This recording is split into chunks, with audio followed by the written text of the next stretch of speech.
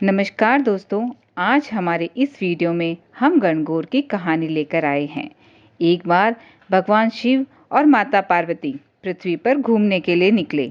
शिव जी ने माता पार्वती से पूछा कि आप 12 महीने का रास्ता से चलेगी या 6 महीनों के रास्ते से चलेगी।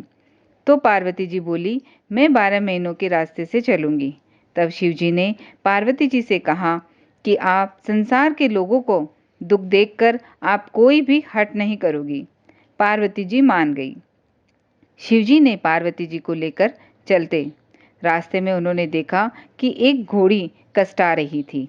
उसके बच्चा होने वाला था और वो दर्द में थी। तो उसकी पीड़ा देखकर पार्वती जी ने पूछा कि घोड़ी तकलीफ में क्यों है। तो शिवजी ने कहा, ये माँ बनने वाली है। पार्वती जी बोली, माँ बनने में इतना कष्ट है तो आप मेरे तो गांठ लगा दो। शिव जी कहते हैं, अभी आगे चलो। तभी रास्ते में एक राजा का राज्य आता है। वहाँ दूर दूर तक शांति और उदासी फैली हुई होती है।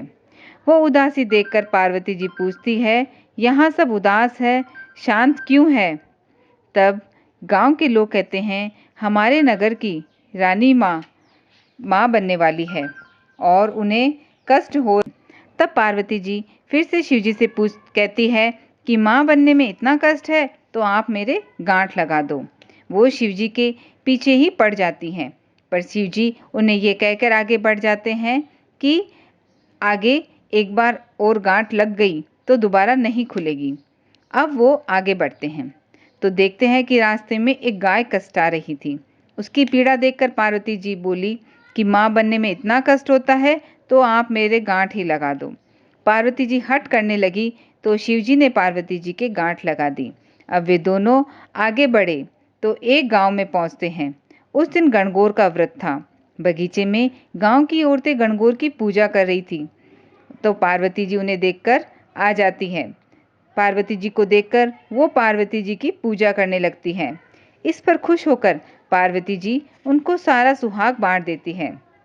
शिवजी पार्वती जी को ढूंढते ढूंढते वहां पहुंचते हैं तो पार्वती जी को फूल और पत्तों से ढका हुआ पाते हैं।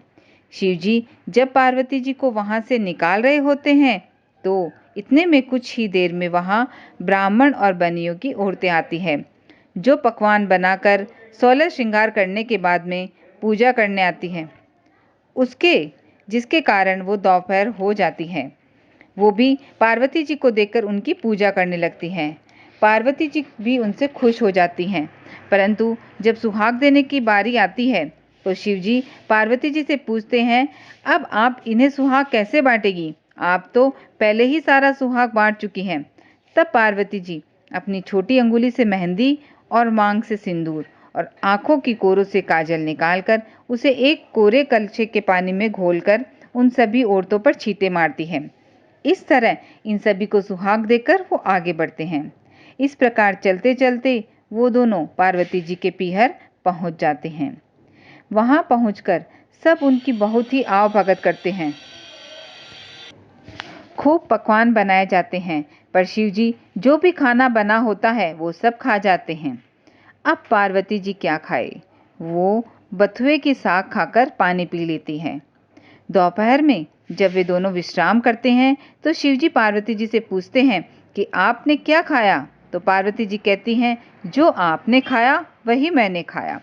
पार्वती जी के सोने पर शिवजी उनके पेट की नाभि की ढकनी खोल देते हैं और उसमें देखते हैं कि पार्वती जी ने क्या खाया। उनके पेट में तो बथुए का साग और पानी दिखता है।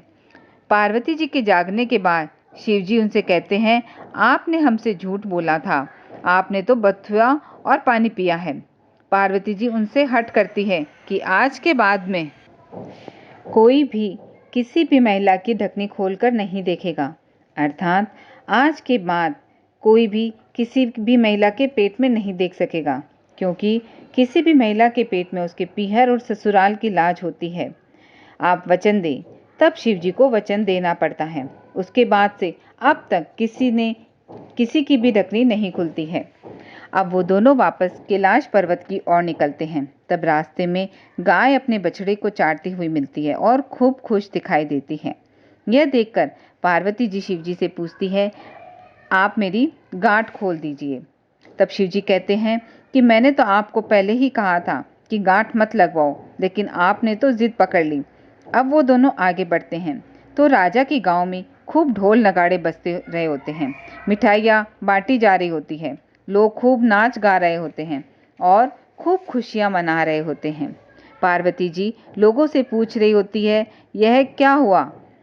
तो सब बताते हैं, नगर की रानी के यहाँ बेटा होने की खुशी में हम सब जश्न मना रहे हैं। वो अब आगे चलते हैं तो वो घोड़ी भी अपने बच्चे के साथ में खूब खुश दिखाई देती है। पार्वती जी फिर शिवजी से बोलती है कि मेरी गांठ खोल दो, और गांठ खोलने की जिद करती है। तब शिवजी कहते हैं कि मैंने आपसे पहले कहा था गांठ मत लगवाओ, यह मृत्यु लोक है। और वो दोनों कैलाश पर्वत पहुंच जाते हैं। हे भगवान शंकर, पहले जैसे माता पार्वती की गांठ लगाई, किसी के भी गांठ मत लगाना, और बाद में पार्वती जी पर की जो गांठ खोली, वैसे ही इस कहानी को कहने और सुनने और हुंकार भरते रहने सभी का अमर सुहाग देना।